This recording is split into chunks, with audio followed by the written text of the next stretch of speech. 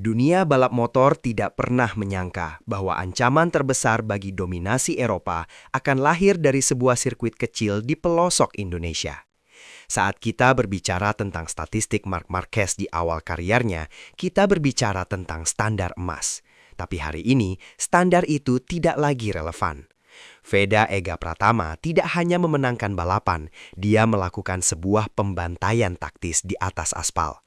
Di ajang Asia Talent Cup, angka-angka yang dicatatkan bocah ini telah memicu alarm bahaya di markas besar tim-tim pabrikan MotoGP di Italia dan Spanyol. Kita tidak sedang membicarakan kemenangan beruntung.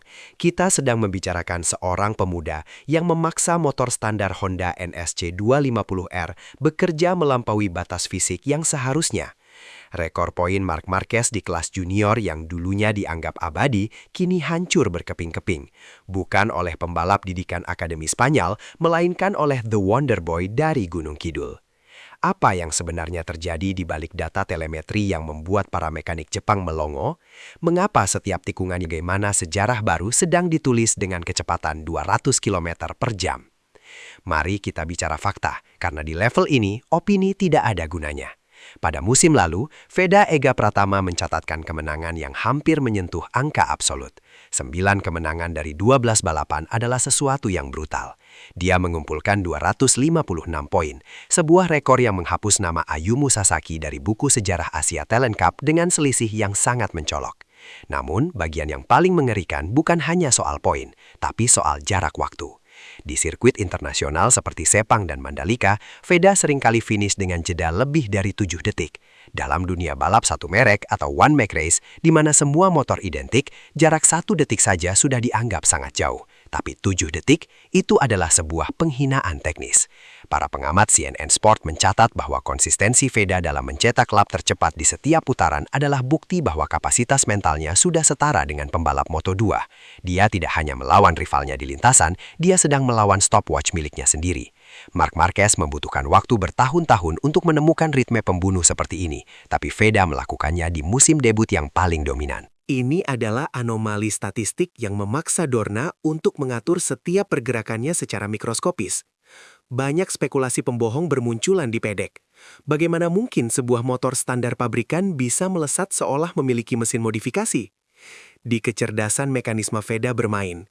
Di kelas Talent Cup, Anda tidak bisa menyentuh mesin, Anda tidak bisa mengganti knalpot. Senjata Anda hanyalah pengaturan suspensi dan keberanian untuk menahan penahanan.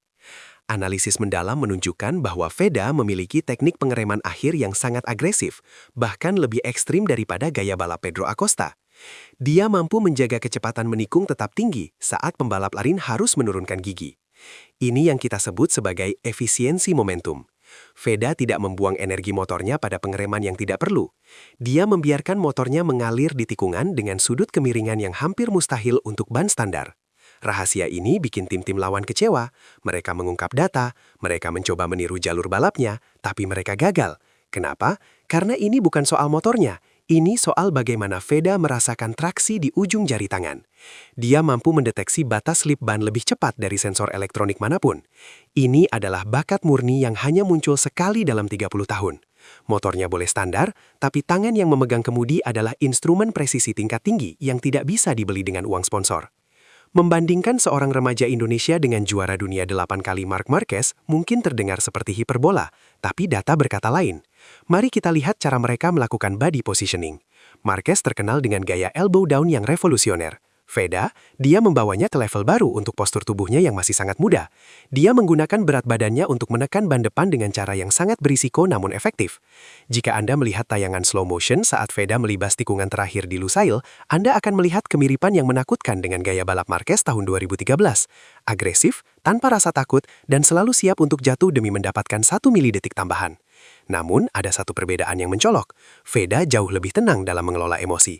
Marquez muda akhirnya terjatuh karena ambisinya yang meluap, sementara Veda menunjukkan kedewasaan taktis yang biasanya hanya dimiliki oleh legenda seperti Valentino Rossi. Dia tahu kapan harus menyerang dan kapan harus menyimpan ban untuk serangan di lap terakhir.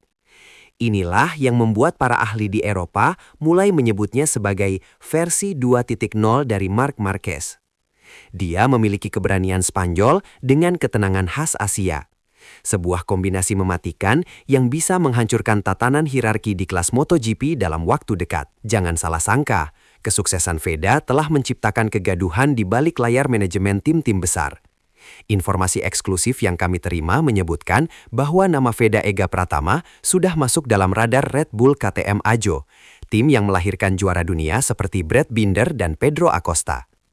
Ada ketegangan antara para pencari bakat Eropa. Mereka sadar bahwa jika VEDA terus melaju tanpa rintangan, dominasi pembalap Spanyol dan Italia di kelas Moto3 akan segera berakhir. Ada upaya sistematis untuk membawa bakat-bakat terbaik dari Asia ke Eropa lebih awal guna menjinakkan gaya balap mereka. Namun VEDA tetap pada jalurnya. Keberhasilannya memecahkan rekor poin bukan hanya soal trofi, tapi soal posisi tawar. Indonesia bukan lagi sekadar pasar otomotif terbesar di dunia, namun kini menjadi eksportir bakat balap yang menakutkan. Rumor mengatakan bahwa kontrak bernilai jutaan dolar mulai disiapkan untuk mengunci bocah ini sebelum tim satelit Ducati atau Honda lainnya melakukan pergerakan. Di pedok, semua orang mulai bertanya-tanya, siapa yang akan menjadi yang pertama mendapatkan tanda tangan? Tekanan politik dan bisnis mulai mencakup VEDA, tapi sejauh ini dia tetap fokus pada satu hal, menghancurkan rekor berikutnya di setiap sirkuit yang dia injak. Apa yang membedakan seorang pemenang dengan seorang juara sejati? Jawabannya adalah kekuatan mental. VEDA Pratama tumbuh di lingkungan balap yang sangat kompetitif di Indonesia, di mana kesalahan kecil bisa berarti akhir dari karir. Tekanan ini membentuknya menjadi monster di lintasan. Saat dia berada di posisi tiang, dia tidak merasakan gugup, dia justru merasa berkuasa. Banyak pembalap muda hancur di bawah ekspektasi publik, terutama dari negara-negara gila balap seperti Indonesia. Tapi VEDA menggunakan ekspektasi itu sebagai bahan bakar. Di tengah sorotan kamera dan ribuan penggemar yang menyayanginya, dia tetap mampu menjaga denyut jantungnya tetap stabil. Kedewasaan psikologis inilah yang membuatnya mampu memecahkan rekor Marquez. Dia tidak peduli siapa yang ada di depannya, entah itu pembalap didikan akademi ternama atau juara bertahan. Baginya, setiap pembalap di depan hanyalah tantangan yang harus disingkirkan dengan cara yang paling efisien. Mentalitas pembunuh ini sangat jarang ditemukan pada atlet seusianya. Dia tidak mencari teman di lintasan, dia mencari dominasi. Dan itulah alasan mengapa rekor-rekor yang dia pecahkan hari ini hanyalah awal dari sesuatu yang jauh lebih besar dan jauh lebih berbahaya bagi para pesaingnya. Mari kita bedah secara teknis melalui sudut pandang data telemetri. Pengamat teknis CNN Sport menyoroti satu area di mana VEDA benar-benar menghancurkan standar normal, brake pressure dan lean angle. Data menunjukkan bahwa VEDA mampu mempertahankan sudut kemiringan maksimal lebih lama 0,5 detik di setiap tikungan dibandingkan lawan terdekatnya. Kedengarannya kecil, di dunia balap 0,5 detik adalah keabadian. Dia memaksa ban depan dan lopnya bekerja pada suhu optimal lebih cepat, memberikan dia keuntungan traksi saat keluar tikungan atau exit speed. Kecepatan puncaknya di lintasan lurus sama dengan motor lainnya, tetapi karena dia keluar dari tikungan dengan kecepatan lebih tinggi, dia mungkin mencapai kecepatan tertinggi lebih awal.